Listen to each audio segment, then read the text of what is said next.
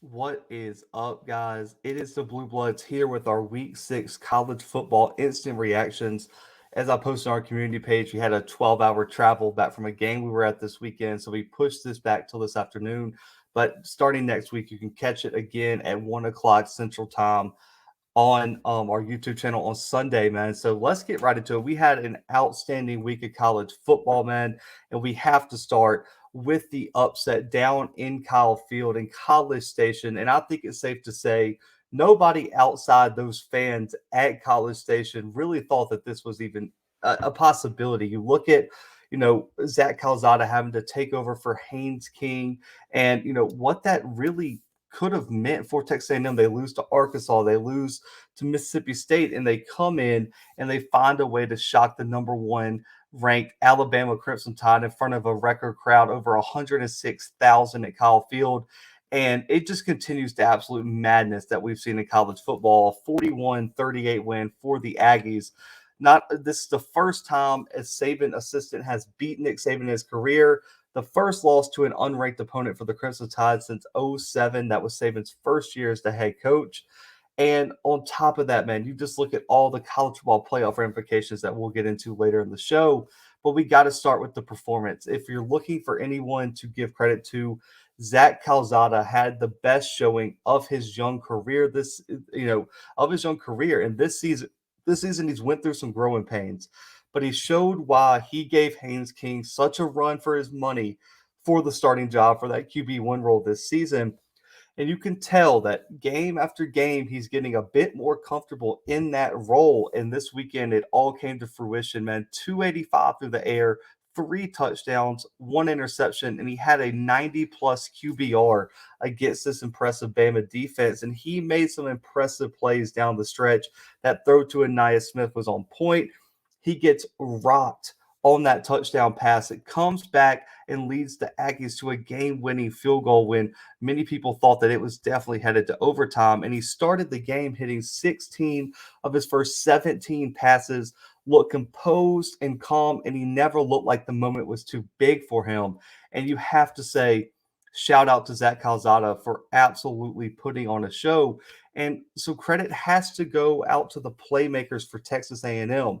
The wide receivers, Anaya Smith, Jalen Watermeyer, especially, those guys went out and made plays. Smith, 6 catches, 2 touchdowns for 85 yards, and Watermeyer, 73 yards and a big touchdown for the Aggies. And even though the running game was not really clicking, Devon Akane at the running back spot found a way to get 96-yard kickoff return on the board to answer Bama's touchdown to close the lead to one score down to 7. He opened that lead back up in the third quarter, and that really sparked the run that we saw A&M have late in this game.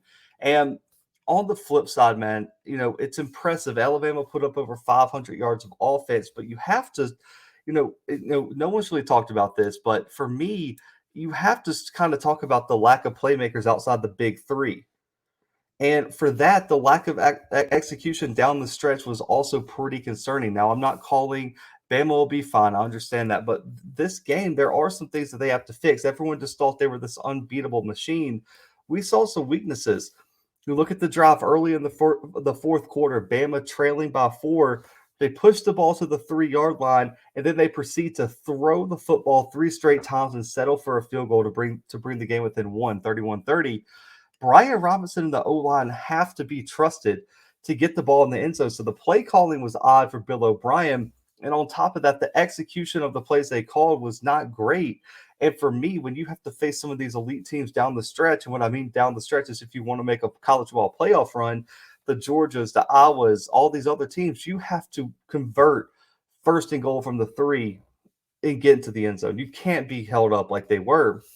Then you look at the potential game-winning drive with 3 minutes left in the game. The Crimson Tide failed to produce anything. They took this was the most crucial moment of the game. They had a chance to go down the field, put up points. They were dominating the second half, and they failed to execute. They had 1 yard total, and the drive lasted 52 seconds, which left a whole lot of time for Calzada and that A&M team to move down the field and get into field goal range. Bryce Young, Brian Robinson, and Jamison Williams are the big three I was talking about. They've been the focal point.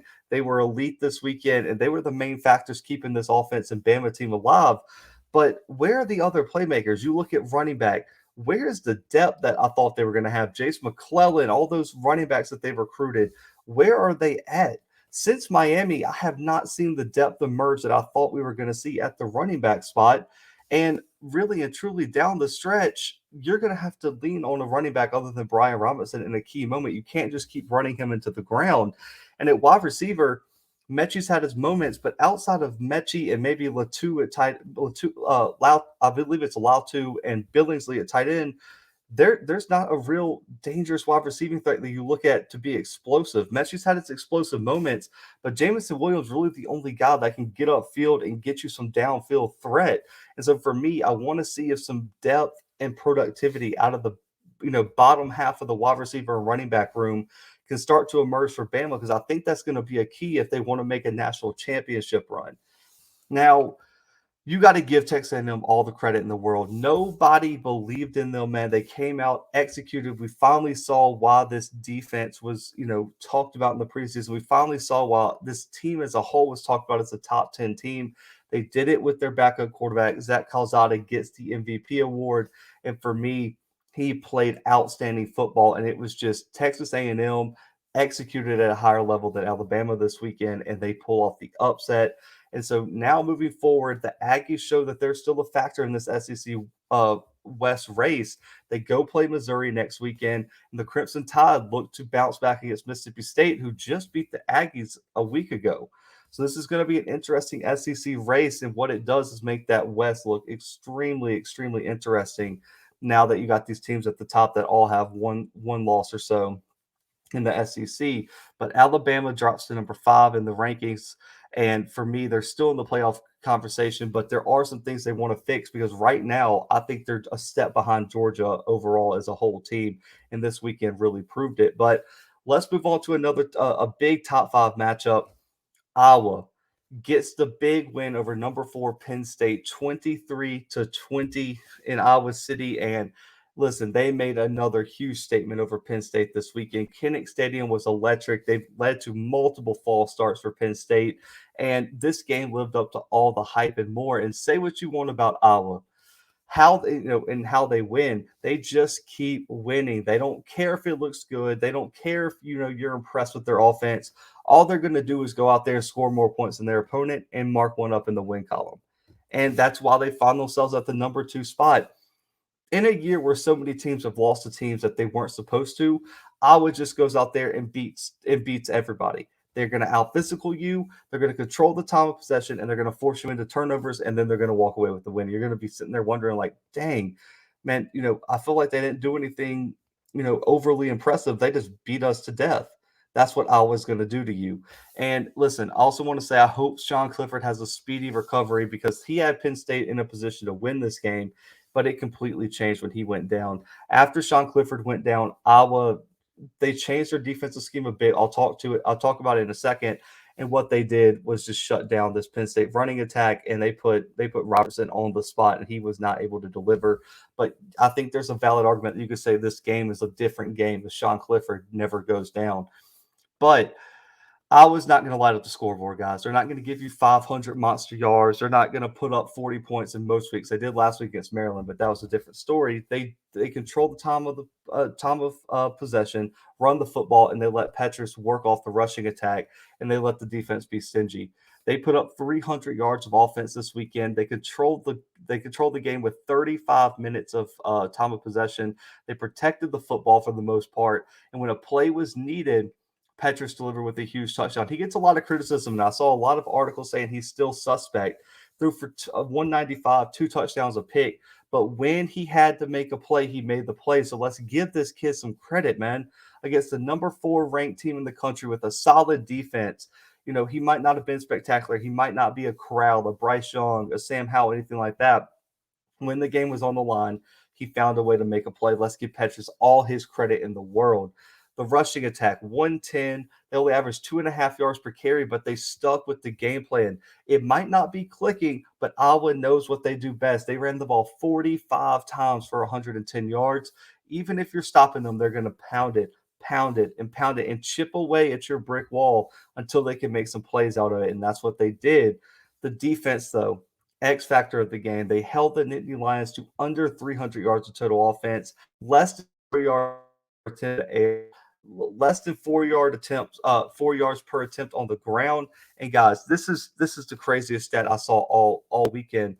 They found a way to force another 4 interceptions through the air. They forced interceptions on 8.9% of the passing attempts against this defense. The national average is 2.7, and for the year they're up over 4%. This defense is legit. Appalachian State's the only other team in the country that has replicated the over 4% interception rate. Iowa's defense is legit. Let's give them some credit, man. 4 different players got an INT this weekend, but can we give some respect to Riley Moss and Matt Hankins at corner? They have established themselves right up there with Ringo and Kendrick at Georgia as the top uh, cornerback duo in the country in terms of production, INTs, and talent. Hankins and Moss are an absolute problem on the outside of this Iowa defense. Now, this defense executes at such a high level week in and week out. They're not going to do anything, over the top in terms of scheme. They're going to be disciplined. They're going to be in the right position, and they're going to let you make your mistakes. And when you make a mistake, since they're so disciplined, they're always in position. They find themselves in the perfect position to make a play and get a pick and get a fumble recovery, all that kind of stuff. That's what separates Kirk Ferentz team from some of the other teams in the country. They have a lot of talent, but they might not have all the stars, but they're going to execute at a higher level than you and make plays when they're needed. For Penn State, though, no reason to hang your head. They still have a lot to play for. They're still a top 8 team in the country. The what if conversation is valid because Taquan Robertson is a solid quarterback, but he didn't offer the same type of passing threat that Clifford did. 7 for 27, 7 for 21, 34 yards, 2 picks. As soon as Clifford went out, Iowa loaded the box to shut down the rushing attack and made Robertson have to beat them over the top, and he was just unable to do that. And it played directly into what Iowa does so well, which is why they forced turnovers down the stretch and they closed this game out on a huge comeback, win for them. And this is huge.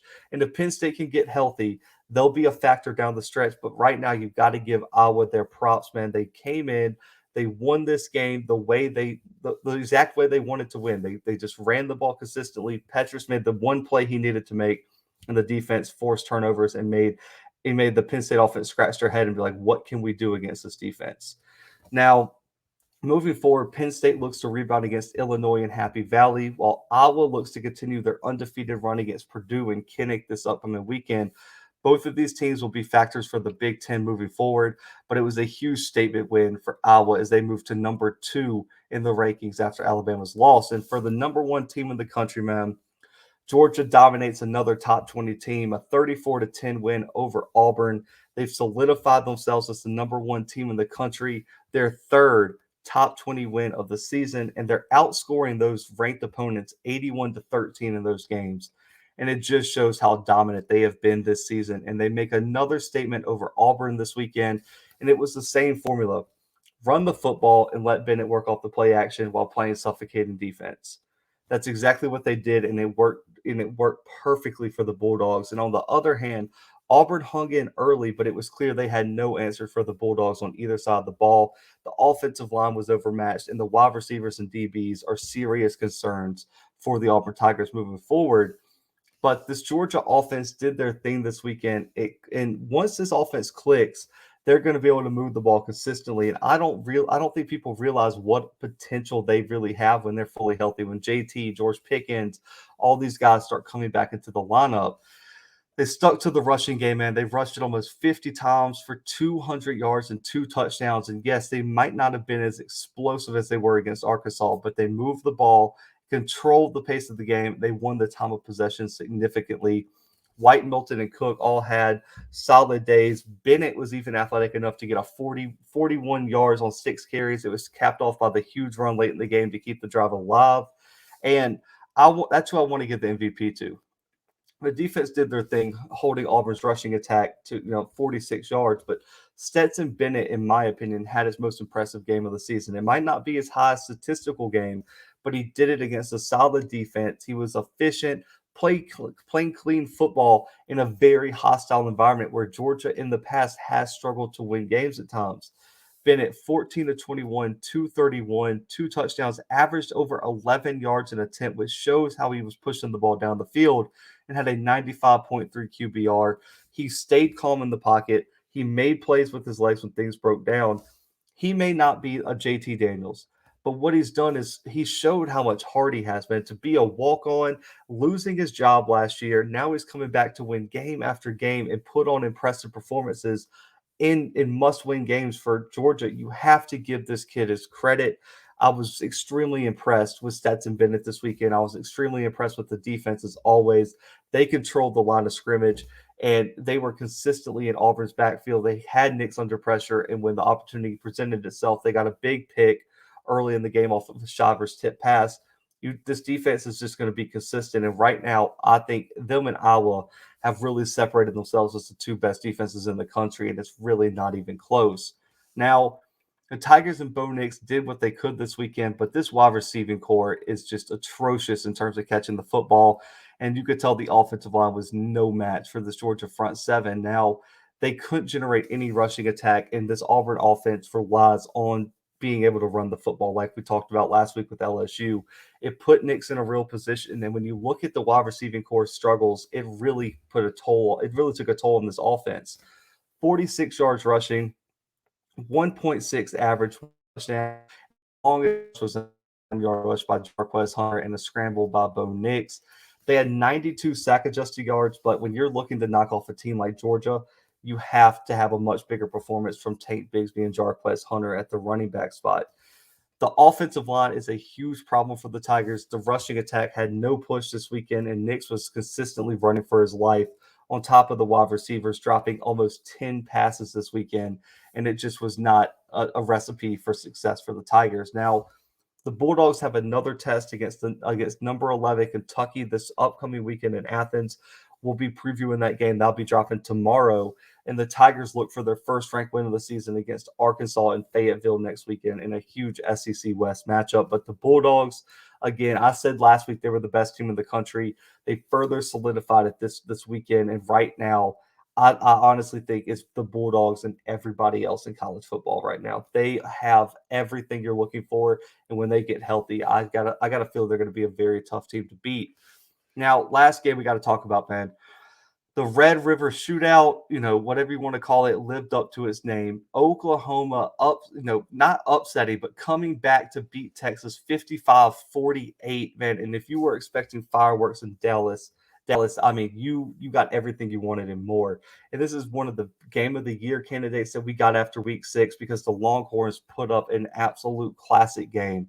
Looking at it, the Longhorns held a 41-23 lead with about a minute left in the third quarter, had a 21-point lead after the first quarter, but a quarterback change capped off by Kennedy Brooks, 33-yard touchdown run with 3 seconds left, sealed the deal for Oklahoma. This game saw 103 points scored, almost 1,200 yards of total offense, 45 first downs, and we saw some just classic Big 12 offensive football this weekend, man. It was absolutely crazy to watch. And I want to start with the QB change. Spencer Rattler to Caleb Williams was the move of the year right now for Lincoln Riley. That move really sparked this. Williams had 7 drives in the game and led scoring drives on 6 of them. And he looked every bit of the QB1 that he was tapped to be coming out of high school. I mean, 16 out of 25, man, 212 passing, 2 touchdowns, 88 yards rushing for 22 yards per carry and a touchdown, which came on a 66-yard explosion to really bring the Sooners back into this game. Rattler really struggled, man, had 2 turnovers, only had 100 yards of total offense.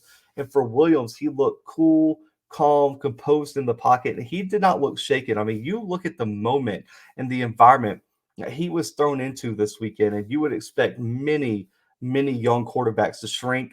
he probably ended any QB battle talk because he stepped up and played big in a very, very big moment for this Oklahoma program, which really could have been, taken away from them if they don't execute down the stretch. Now, also, man, got to give a shout out to Kennedy Brooks, man. He finally showed why many deem him one of the best running backs in the country. Even outside of the game-winning touchdown run, he was damn near unstoppable this weekend. 217 rushing yards for almost 9 yards per carry and 2 touchdowns. This kid played absolutely spectacular. And you also got to give Casey Thompson some credit, man. 388 yards, 5 touchdowns, no interceptions. And then Bajad Robinson did this thing with 137 and a touchdown. It really just came down to, man, the momentum after Caleb Williams got into the game was just too much to overcome. Texas also couldn't control the ball down the stretch, and they were at 4 for 12 on third down conversions, and they weren't able to honestly put this game away because of that. And so therefore they were giving a lot of possessions back to Oklahoma late, and Oklahoma was just executing on such a high level. And y'all know the saying, you don't prepare for the backup quarterback. It was just a whole different world when Caleb Williams came in there, just kind of like Tua came in for Jalen Hurts for the national championship game. And we see week after week when you don't prepare for the backup quarterback, this kind of stuff happens. You even saw it in Thursday Night Football when the Seahawks brought in Geno Smith. The Rams had no answer for him because they didn't prepare for him. But this was a huge, huge, huge win for Oklahoma, and it really sets them up to potentially take control of the Big 12, especially with some of the other struggles other teams have had. Oklahoma State, Bedlam is looking like an absolute war could occur at the end of the season. Texas is still in the race. You're looking at Steve Sarkisian like, man, if one or two plays go differently, you probably have an outstanding, signature win on your resume. But you can see the offense is already looking different under Sarkisian, and Texas fans have no reason to hold their head. It was an absolute amazing game to watch. It was an offensive explosion. You just have to give it up to Caleb Williams and Kennedy Brooks for making plays down the stretch. And that Texas defense just looked a little bit worn out late, and it really cost them the game. But let's get to our final takeaways, man. Let's wrap up this episode. Shout out for y'all to tune in for tuning in, and go ahead and subscribe if you're new. But the final takeaways right now is Georgia and everybody else. And once they get healthy, I think the Bulldogs are going to be a problem. That's my main takeaway from this weekend is Georgia right now looks hands down like the best team in the country, and they can further prove that against Kentucky, which they're a 24.5-point favorite over Kentucky right now in a top 11 matchup. That should show you how impressive this Georgia team has looked. Cincinnati's playoff hopes, they smacked Temple 52-3 on Friday night.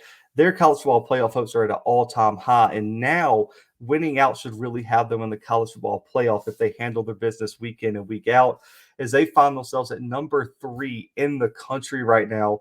And you're looking at them as a real contender if they can win out on their schedule. And right now, it's looking very, very likely that Cincinnati can find themselves in that Final Four. Building off of that, the college football playoff race is going to be the most chaotic we've ever seen. The chaos has been weekly this year in college football, and it's probably not done. You look at what could happen. I mean, the Big Ten is completely unsettled. You could have a 1-2 loss champion come out of there. You could have a 1 or 2 loss champion come out of the SEC. I mean, really a 1 loss. What happens if Bama beats Georgia? You have those two teams in the conversation. You got an undefeated Cincinnati. Iowa, Ohio State, Michigan are all in the race as well. You got Oregon still sitting there right there as a potential 1-loss Pac-12 champ. The ACC is pretty much out, but Wake Forest is slowly climbing up the ranks. So what if they're an undefeated ACC champion? The college football playoff race is going to be absolute chaos, and so I'm excited to see that. Also, LSU gets their doors blown off by Kentucky 42-21.